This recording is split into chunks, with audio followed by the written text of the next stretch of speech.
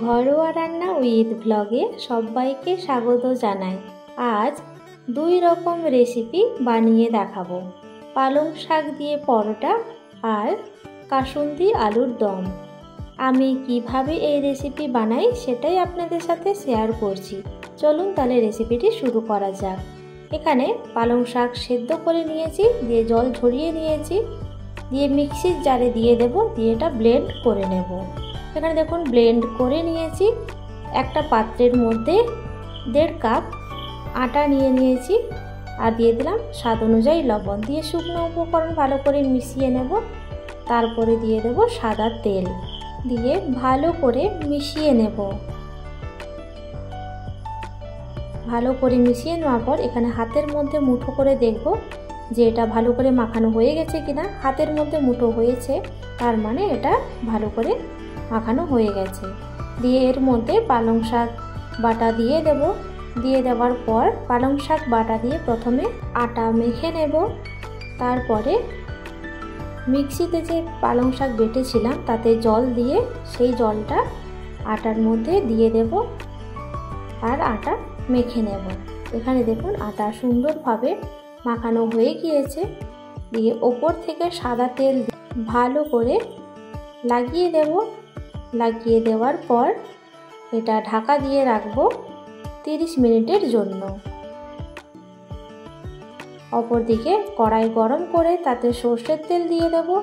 সর্ষের তেল দিয়ে দেওয়ার পর গোটা জিরা দিয়ে দেব। গোটা জিরা কিছুক্ষণ ভেজে নেব। তারপরে এখানে একটা পেঁয়াজ বেটে রেখেছিলাম, সেটাই এখানে দিয়ে দিলাম। দিয়ে পেঁয়াজ কিছুক্ষণ ভেজে নেব যতক্ষণ না পর্যন্ত পেঁয়াজের কাঁচা গন্ধ চলে যাচ্ছে। এখানে দেখুন পেঁয়াজের কাঁচা গন্ধ চলে যাওয়ার পর এর মধ্যে সামান্য আদা রসুনের পেস্ট দিলাম। দিয়ে দেওয়ার পর আবারও ভালো করে মিশিয়ে নেব। মিশিয়ে নেওয়ার পর এর মধ্যে একটা টমেটো কুচি দিয়ে দেব আর স্বাদ অনুযায়ী লবণ দিয়ে দেব। দিয়ে আবারও ভালো করে মিশিয়ে নেব।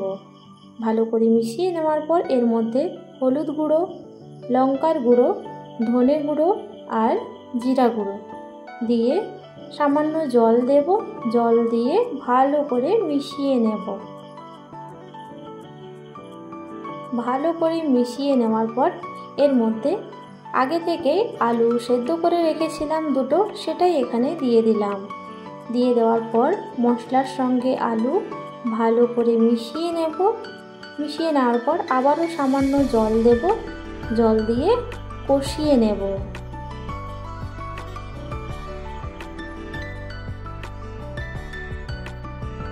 খুব সুন্দরভাবে আলু কষানো হয়ে গিয়েছে।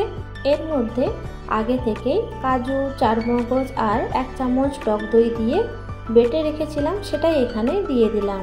দিয়ে দেওয়ার পর ভালো করে মিশিয়ে নেব। আমার এই রেসিপি আপনাদের ভালো লাগলে অবশ্যই একটা লাইক দেবেন আর কমেন্টে জানাবেন। আর এই রকমই নিত্য নতুন রেসিপির আপডেট পাওয়ার জন্য চ্যানেলটি সাবস্ক্রাইব করে পাশে থাকা বেল আইকনটি অন করে রাখবেন সবার প্রথমে নোটিফিকেশান পাওয়ার জন্য। এখানে দেখুন সুন্দরভাবে আলু কষানো হয়ে গিয়েছে। এর মধ্যে জল দিয়ে ভালো করে মিশিয়ে নেব। মিশিয়ে নেওয়ার পর এটা ফুটতে দেব। ফুটে এলে এর মধ্যে কসুরি মেথি দিয়ে দেব আর 1/2 চা চামচ গরম মশলার গুঁড়ো দিয়ে দেব। দিয়ে দেওয়ার পর ভালো করে সব কিছু মিশিয়ে নেব। মিশিয়ে নেওয়ার পর এর মধ্যে 2 চামচ কাসুন্দি দিয়ে দেব। কাসুন্দি দিয়ে দেওয়ার পর আবারও ভালো করে মিশিয়ে নেব। এখানে দেখুন ভালোভাবে মিশিয়ে নিয়েছি আর এটাও শুকিয়ে এসেছে।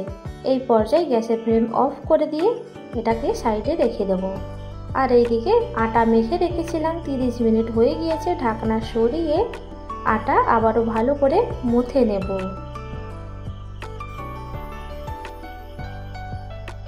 মুথে নেওয়ার পর এর থেকে লেচি কেটে নেব। আমরা যে রুটি বানাই ঠিক সেই রকমভাবেই আমি এখানে লেচিগুলো কেটে নিচ্ছি। 1.5 কাপ আটা দিয়ে এখানে 6খানা লেচি কেটে নিয়েছি। এগুলো এবার বেলে নেব। বেলে নেওয়ার জন্য আমি এখানে আটা ব্যবহার করছি। আপনারা চাইলে এটা সাদা তেল দিয়ে বেলে নিতে পারবেন। যেটা বেলে নেব আমি এখানে গোল করে বেলে নেব। যেইভাবে আমরা রুটি বানাই ঠিক সেইভাবে এটা বেলে নেব।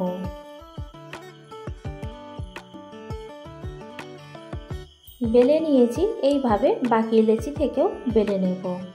এখানে আগে থেকেই তাওয়া গরম হতে বসিয়ে দিয়েছি। দিয়ে তাওয়ার মধ্যে এই পরোটা দিয়ে দেব। দিয়ে দেওয়ার পর একদিক ভাজা হতে দেব। একদিক ভাজা হয়ে গেলে অপর দিকটাতেও উল্টে পাল্টে দেব। দিয়ে ঘি দিয়ে দেব। আমি এখানে ঘি দিয়েই পরোটাগুলো ভেজে নেব। আপনারা চাইলে সাদা তেলে ভেজে নিতে পারেন। এইভাবে উল্টে পাল্টে পরোটাগুলো ভেজে নেব। এইভাবে পরোটা বানিয়ে আপনারা বাচ্চাদের টিফিনেও দিয়ে দিতে পারেন। এইভাবে উল্টে পাল্টে পরোটাগুলো ভেজে নেব। একইভাবে বাকি পরোটাগুলো ভেজে নেব। আমার এই রেসিপি আপনাদের ভালো লাগলে অবশ্যই একটা লাইক দেবেন আর কমেন্টে জানাবেন। পরোটাগুলো ভাজা হয়ে গেছে, দিয়ে এগুলো তুলে নেব। আপনারাও একইভাবে এই পালং শাকের পরোটা বানিয়ে নিতে পারবেন খুব সহজে। পালং শাকের পরোটা কতটা সুন্দর আর কতটা নরম হয়েছে তা আপনারা দেখেই বুঝতে পারছেন। আমি এখানে পালং শাকের পরোটা কাসুন্দি আলুর দম দিয়ে সার্ভ করেছি। আপনারাও এইভাবে আমার মতো করে পালং শাকের পরোটা আর তার সাথে কাসুন্দি আলুর দম বানিয়ে পরিবেশন করবেন। অসাধারণ লাগে খেতে। আজ তাহলে এই পর্যন্ত। দেখা হবে নতুন একটা রেসিপি নিয়ে। সবাই ভালো থাকবেন, সুস্থ থাকবেন।